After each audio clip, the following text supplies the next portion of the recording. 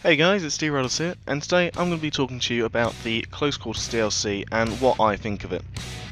Firstly, I want to apologise for A, the lack of sound, and B, the Bandicam watermark at the top of the screen. I'm currently trying out different recording devices as Fraps managed to make my game go at the slideshow speed whilst playing Close Quarters for some reason, and so I'm trying Bandicam and the sound doesn't seem to be working. So if anybody knows what's wrong with that, please tell me.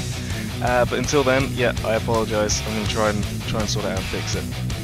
So getting on to Close Quarters, what do I think of it? Well, obviously I brought Premium to get hold of this, and I think at the moment Premium's going to be a good deal because you get all this stuff, you get the extra events, you get double XP this weekend, for example, you get all the maps as well. But about Close Quarters at the moment, I'd say I've got mixed views about it. I started off by thinking that this was really bad. I didn't like it at all, it was too COD-like, the random spawns really annoyed me, and gun game, to me, is just absolutely atrocious. However, as we've been playing more and more, it has started to grow on me, and I've really gotten into the maps and the faster gameplay and things like that.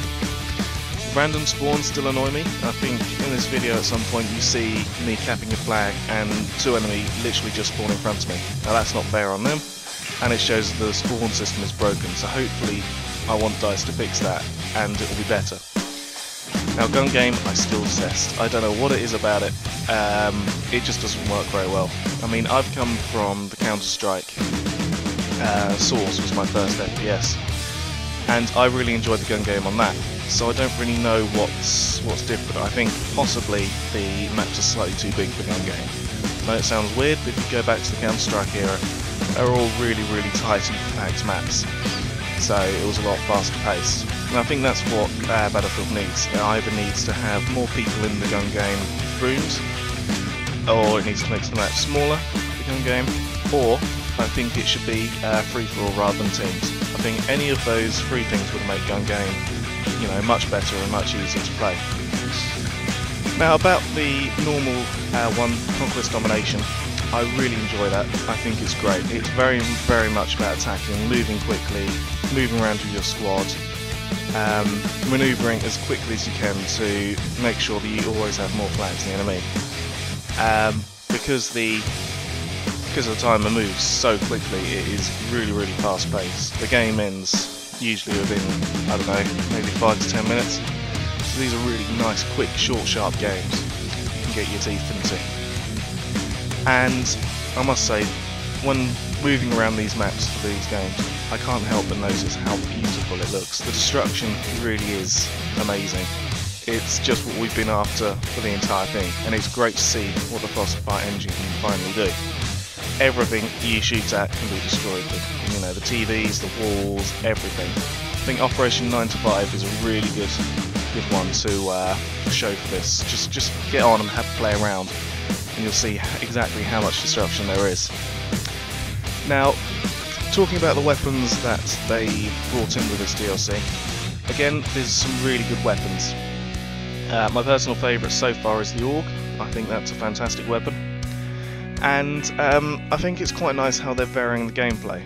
The way that they've made squad revives and squad resupplies part of the assignment is really good. I think it's encouraging teamwork because so far I've been revived more often, I've got people resupplying more often than any other time in the game. And you'll probably be seeing this in my videos. I'm dying and get revived all the time. And it's brilliant. It just means we can carry on pushing and keep working as a team.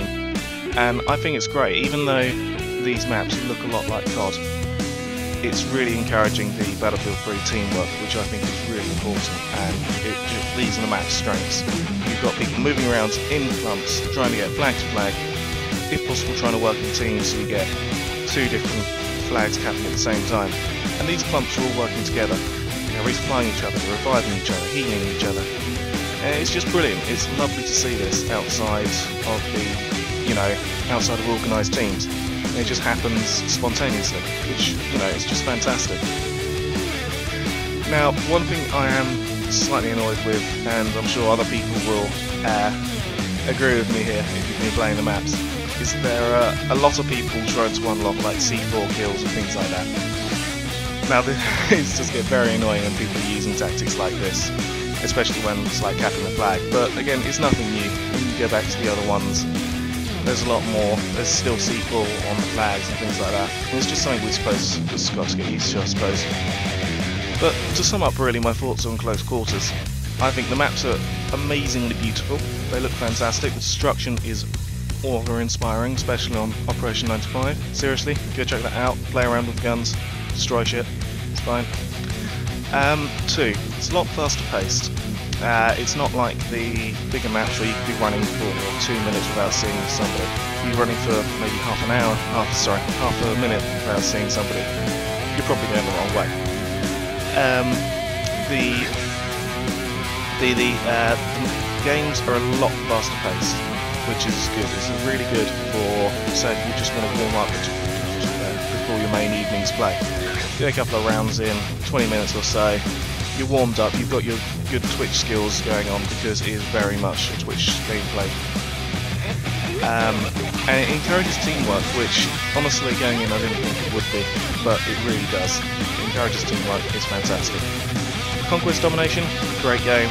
Gunmaster, maybe not so much for me, but again that's just a personal choice. I don't like the fact that you can't choose the weapons, you have to use some random ones, some random attachments. For example, the shotgun frag round really annoys me. Grenade launcher that doesn't explode on impact really annoys me. It's just little things like that.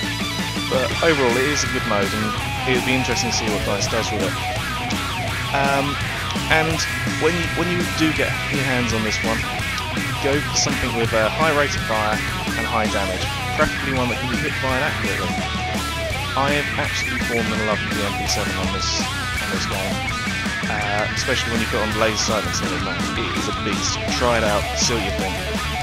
That pretty much wraps up my my thoughts on this today, so I hope you enjoyed it, and yeah, I apologise for the sound on the watermarks, but thank you guys, see you next time.